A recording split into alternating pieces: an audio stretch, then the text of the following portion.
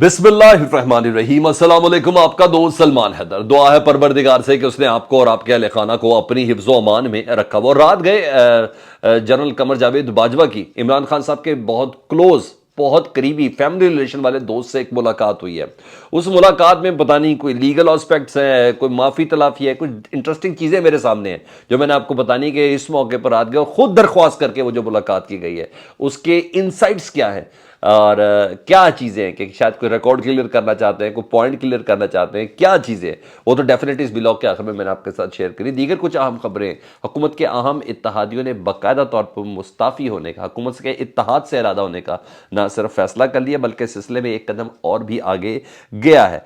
साथ साथ दीगर कुछ चीज़ें, मिफ्ता इस्माइल जो कहते हैं ना, हाँ, पतलून खींचना, धोती खींचना या लाचा खींचना, जी हाँ, वो इसहाक डार साहब को रात को उन्होंने अच्छे से लाचा हिलाया ज़रूर है और इस डिफ़ॉल्ट की जो जिम्मेदारी है उसकी बाकायदा तौर पर जिम्मेदारी उन्होंने इसहाक डार साहब के ऊपर डाली है। उसकी कुछ डिटेल्स हैं वो मैंने आपको शेयर करनी है। एक के बाद एक चीज़ें आपके सामने रख देता हूँ। सबसे पहले ना, कल की एक प्रेस कॉन्फ्रेंस थी, पाकिस्तान के वज़ीर दाखिला राना सनाउल्लाह साहब ने की थी। खबर यह है कि भारत के ख़िलाफ़ हमने एक डोजियर तैयार कर लिया है। यानी आप यूँ कह लें कि भारत के जलील होने का वक्त हुआ जाता है। ये खबर बहुत आम है, इसको ज़रा सुन लें पहले। असद मजीद है सेक्रेटरी खारजा, उन्होंने आज दुनिया भर के सफारतखाने जितने भी पाकिस्तान के जितने भी सफ़ीर हैं उनकी वीडियो कॉन्फ्रेंस बुला ली है और मामला है उस डोजियर का। अब इसको मैं नथी करता हूँ, कल की प्रेस कॉन्फ्रेंस है।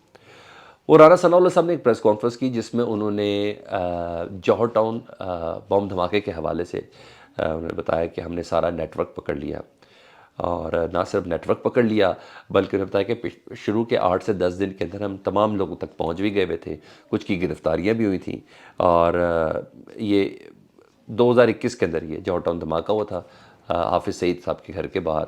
कहा जाता है कि हाफिज़ सईद नहीं थे और उनकी फैमिली तो थी, निशाना बना था, लेकिन पुलिस की चेक पोस्ट नाके वगैरह सब थे। ये हो गया जी।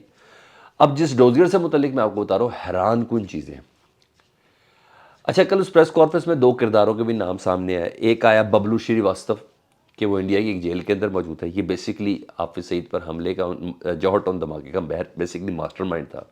फिर एक और शख्स का नाम आया, वो था रवि तिवारी।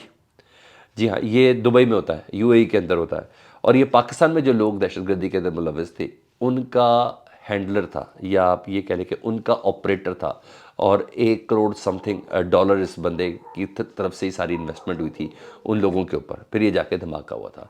अब इस डोजियर से मुतल्लिक मैं आपको बताता हूँ, जो इतलात आपको दी गई उस प्रेस कॉन्फ्रेंस से, इससे बहुत बड़ी अचीवमेंट पाकिस्तान की एजेंसियों ने हासिल की है। ठीक है, बहुत बड़ी अचीवमेंट हासिल की है। लाइक कह लें कि एक नहीं कई कुलभूषण यादव पकड़े गए हैं पाकिस्तान की एजेंसियों की जानिब से। ये दरअसल एक शटअप कॉल दी गई है इस प्रेस कॉन्फ्रेंस के जरिए वजीर दाखिला की तरफ। देखें, हमारे पास रवि तिवारी की तस्वीर आ गई है जो यूएई के अंदर मौजूद है। तो कितने को करीब होंगे रवि तिवारी के? अच्छा, हमारे पास बबलू श्रीवास्तव जो उसका मास्टरमाइंड है उसकी भी इतला पहुंच गई है। तो आप ये बता दें कि आपके नेटवर्क के कितने लोग इस वक्त हमारे हाथ में होंगे। तो इस तरह का एक डोजियर तैयार किया गया है जो अनडिनाइबल है। भारत को एक शटअप कॉल दी गई। भारत की भी प्रॉक्सी एक्टिव हो गई ना तालिबान के जरिए, अब अफगानिस्तान के जरिए जो अभी सिविलियंस के ऊपर हुआ है अटैक, और पाकिस्तान में जो अब जो स्पेशली केपीके के अंदर आए रोज़ कोई ना कोई दहशतगर्दी सिक्योरिटी इदारों के ऊपर हो रही है। तो अब ज़रा पाकिस्तान की जो एजेंसीज है ना, उन्होंने भरपूर तरीके से एक्टिव वे में जवाब देने का फैसला किया है। तो भारत को ये सारी प्रेस कॉन्फ्रेंस के जरिए इशारे मिला कि तुम्हारे कौन कौन सी चीज़ें अब हमारे पास है। तो इसी सिलसिले में जारी बात है, कोई आलमी मंजरनामे के ऊपर भी रहना है, आलमी दुनिया के साथ भी कनेक्टेड रहना है। तो सेक्रेटरी जो है, सेक्रेटरी खारजा असद मजीद, उन्होंने सफारत खाने दुनिया भर के जो है उसमें पाकिस्तानी सफ़ीरों के हमरा एक वीडियो कॉन्फ्रेंस बुला लिया। तो 1-2 दिन में ये डोजियर का मामला निबट जाएगा। फिर आपको ये सारी चीज़ें समझ में आएंगी जो मैंने अभी आपको बताई है कि पाकिस्तान कितना आगे जा चुका है इस नेटवर्क के पकड़ने के हवाले से। अब आ जाऊँ ज़रा, इससे पहले कि मैं जनरल बाजवा साहब इमरान खान साहब के दोस्त की मुलाकात का जिक्र को, दीगर कुछ चीज़ें हैं अहम वो मैंने आपको बता ली हैं। सबसे पहले मैं मिफ्ता इस्माइल साहब से मुतालिक बात करता हूँ। मैं कल से मुसलसल वीलॉग्स कर रहा हूँ कि पाकिस्तान अनडिक्लेयर्ड डिफ़ॉल्ट की तरफ जा चुका हुआ है। ठीक है, मैंने मुख्तलिफ चीज़ें इसमें आपको बता चुका हूँ। सफारत खानों को पैसे देने के लिए नहीं है, पाकिस्तान का वज़ीर जो है ख्वाजा साद रफ़ी, वो कह रहा है मेरे पर रेलवे की तनख्वाहें और पेंशन देने के पैसे नहीं हैं। एलसीज खुल नहीं रही। इस वक्त पोर्ट के ऊपर ट्रॉलर्स खड़े हुए हैं, पोर्ट के ऊपर कंटेनर्स खड़े हुए हैं, ख़ाम माल अद्वियात के पैसे देने के लिए नहीं हैं। और जितने भी है ये सारे मामला तो इस वक्त चल रहे हैं। वज़ीर आज़म खुद अपने हाथ खड़े कर चुके हैं कि अब अल्लाह ही है जो पाकिस्तान को पैसे देता है, हमें नहीं पता पाकिस्तान चलाने के लिए पैसे किस तरह आएंगे। उस मौके पर ना रात को शाहज़ेब खानज़ादा के प्रोग्राम में थे मिफ्ता इस्माइल साहब। उन्होंने कहा कोई शक नहीं कि पाकिस्तान डिफ़ॉल्ट के बहुत ज़्यादा करीब है। पहली बार मिफ्ता इस्माइल पाकिस्तान का वज़ीर ख़जाना अभी कुछ दिन पहले ही था, इसी गवर्नमेंट का रिप्रेजेंटेटिव है। मैंने कहा ना वो थोड़ा धोती खींचने के मुताबिक था इसहाक डार साहब की, और काफ़ी ज़्यादा खींच ली उन्होंने बस समाट की थोड़ी ऊपर करने की। अब देखें आज क्या कोशिश करते हैं, अभी आपको पता चलना है इसका। आज रिप्लाई बैक आएगा आज की तारीख पे मिफ्ता इस्माइल का, ये मैं आपको बता दूँ।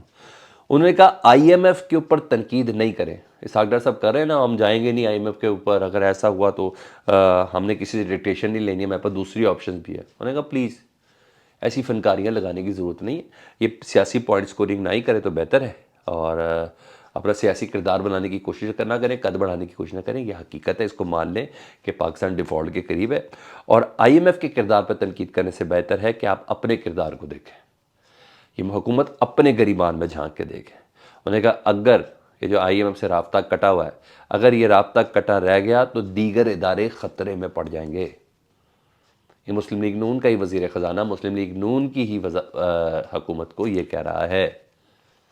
उन्होंने कहा है कि इसहाक डार साहब ही, उनकी गुफ्तगू का मतलब है कि इसहाक डार साहब ही पाकिस्तान को डिफ़ॉल्ट की तरफ लेके जा रहे हैं।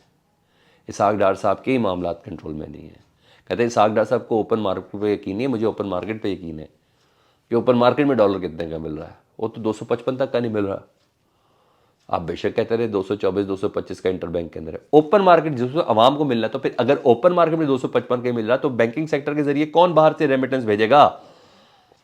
क्यों भेजेगा कोई 225 रेट पे, जब उसको 250 260 का आम ओपन मार्केट में मिल रहा है? उसके प्यारों को पैसे बाहर के अंदर बैठा हुआ बंदा क्यों भेजेगा? वो तो गिरफ्त खत्म हो गई। तो ये चीज़ है। साथ उन्होंने एक और चीज़ भी बोली जिसका मैं खुद भी विटनेस हूँ। उन्होंने कहा मुझे अच्छे तरीके से ना ओहदे से नहीं हटाया गया, बिल्कुल सही रिग्रेट है। बाकी उनकी फील्डिंग खड़ी की गई, कान भरे गए मियाँ मोहम्मद नवाज शरीफ साहब के, और कुछ किसी और ने, इसहाक डार साहब ने भरे। आप मेरी उस दिनों की वीडियोस आप देख लीजिएगा, उससे काफ़ी पहले की वीडियोस देख लीजिएगा, जब इसहाक डार साहब के आने का भी चांस नहीं भी बन रहा। मैं कहा बन रहा है चांस, क्योंकि बाकायदा मीडिया को फीड कर दिया गया, एंकरों को कह दिया गया कि अब आपने उड़ाना शुरू कर दें मिफ्ता इस्माइल को, और मेरी मददसराई शुरू कर दे कि मैं ही मजबूरी हूँ इस पाकिस्तान की, उसके बगैर इकॉनमी पाकिस्तान अपने ट्रैक पे पटरी पर नहीं चढ़ सकता। ये सब हुआ है, ठीक है। नवाज शरीफ गालियाँ तक देते रहे मिफ्ता इस्माइल को, महफिलों में गालियाँ तक देते रहे। उन्होंने कहा सही कहा है, मुझे अच्छे तरीके से ओहदे से नहीं हटाया गया। अब आऊँ ज़रा और खरा खबरों में, तो वफाकी काबीना का कल एक इजलास हुआ था जी, इत्तेहादियों के हवाले से मैं आपको बता रहा हूँ। उसमें रेकोडिक के हवाले से काबीना का इजलास बुलाया गया था। अहम तरीन इत्तेहादी दो हैं, उन्होंने फ़ौरन ही साइड पे अपने आप को इग्नोर कर दिया। हालांकि इत्तेहादी तो एक भी इनका बड़ी अहम है, लेकिन रीढ़ की हड्डी की तरह है इस वक्त PDM के। एक है BNP के अख्तर मिंगल साहब, दूसरे हैं JUI। ये काबीना के इजलास में आए, एहतजाज रिकॉर्ड कराया, और फिर काबीना के इजलास से उठ के चले गए, बाइकआउट करके चले गए। और इनका मौक़िफ़ ये है कि रेकोडिक वाला की जो कानून साजी है, जिसके सिलसिले में सेनेट में बिल पास हुआ है, और अब कौमी सेनेट में डिस्कशन स्टार्ट हो गई है, और अब काबीना में इसके बाद असम्बली में बिल पेश करना है। उन्हें कहा 18वीं तरमीम के ही ख़िलाफ़ है रेकोडिक वाला मामला। उन्हें कहा 18वीं तरमीम के ख़िलाफ़ इसलिए है कि 18वीं तरमीम के बाद ये बलूचिस्तान की सवाबदीद है कि रेकोडिक के ख़जानों के ऊपर कानून साजी की जा सके, कंपनियों को ठेका देना है, जिसको भी देना है, वेंडर्स कौन से होंगे, क्या चीज़ें होंगी। 18वीं तरमीम के बाद ये सूबे का हक है, तो कानून साजी सूबा करेगा। वफाक के पास राइट ही नहीं है, पाकिस्तान की सेनेट के पास राइट नहीं है, पाकिस्तान की कौमी असम्बली के पास राइट नहीं है, ये सूबे का है अकॉर्डिंग टू 18वीं तरमीम। वो कहते हैं क्या पंजाब में कोई मनसूबा हो तो वफाक करेगा उसको पूरा, तो पंजाब करेगा, तो हमारे साथ क्यों? तो ये JUI और मेन इत्तेहादी जो इस रजीम चेंज ऑपरेशन का मेन सुर्खेल है JUI, जी हाँ, वो और अख्तर मिंगल साहब, उन्होंने कहा है नहीं, लेकिन ये हो नहीं सकता, वफाक नहीं कर सकता। सिर्फ उस सूरत में कर सकता है जब सूबाई असम्बली बाकायदा कानून साजी करे, बिल पास करे कि जी हमारे बस का काम नहीं है और ये काम अब वफाक ही कर सकता है, उससे पहले नहीं हो सकता। तो उन्हें बाकायदा सख्त अल्फाज में एहतजाज किया। और यही नहीं, सेनेटर कामरान मुर्तज़ा JUI को रिप्रेजेंट करते सेनेट के अंदर, और वो इस सेनेट के इजलास के अंदर भी थे। उन्होंने कहा हमसे झूठ बोला गया, ये किसी और को नहीं, अपनी हुकूमत को कह रहे हैं। उन्होंने कहा हमसे झूठ बोला गया है, हमें धोखा दिया गया है, एजेंडे में कुछ और था, बातें कुछ और हुई है, हमसे धोखा देकर ये बिल के हवाले से बात की गई है, हमें धोखा दिया गया है। अख्तर मेंगल साहब से हामिद मीर साहब ने कहा, उन्होंने कहा जी कोर कमेटी का इजलास हम अपनी पार्टी का बुलाएंगे, और उन्होंने कहा हाँ हम अलहदी का सोच सकते हैं, ये अख्तर मेंगल साहब कह रहे हैं। और इत्तेहादियों का इत्तेहाद हजकोले खा रहा है सर, ये तमाम चीज़ें।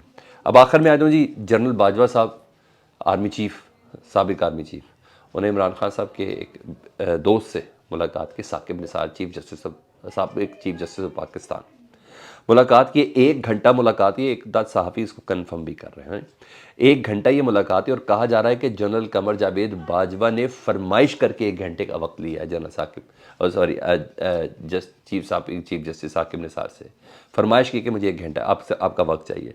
ये मुलाकात हुई है जी, और लाहौर में मुलाकात हुई है।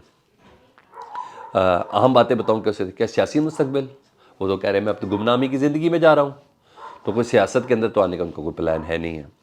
अच्छा, कोई उनके ऊपर केसेस इस तरह का कोई है नहीं है। साकिब निसार से मुलाकात की क्या वजह होगी? अच्छा, वो जो पिछले दिनों उनके सासे निकले, उनके हवाले से कोई लीगल मामला है? अच्छा, अभी तक तो वो भी नहीं, किसी में इतनी ज़रूरत भी नहीं है। फिर है क्या, वो मैं आपको बता दूँ। सबसे अहम बात यह कि साकिब निसार इमरान खान साहब के बहुत अच्छे हल्का अहबाब में है, स्पेशली उनकी रिटायरमेंट के बाद। उनके बच्चे तक इमरान खान साहब के आशिक हैं, और इमरान खान साहब से मुलाकात करते हैं साकिब निसार साहब की रिटायरमेंट के बाद। ठीक है जी, मुझे ऐसा लगता है कि हो सकता है, ये मुमकिन है कि साकिब निसार के ज़रिए बिल्कुल एक दूसरा एस्पेक्ट आ गया ना, सियासी एस्पेक्ट में तो बहुत हीट बची हुई है। वहाँ से तो कोई वैसे हो ही नहीं रहा, मंसूर अली खान हो, अंसार अब्बासी, उनकी तरफ से बात ही कोई नहीं बन रही क्लेरिफिकेशन की।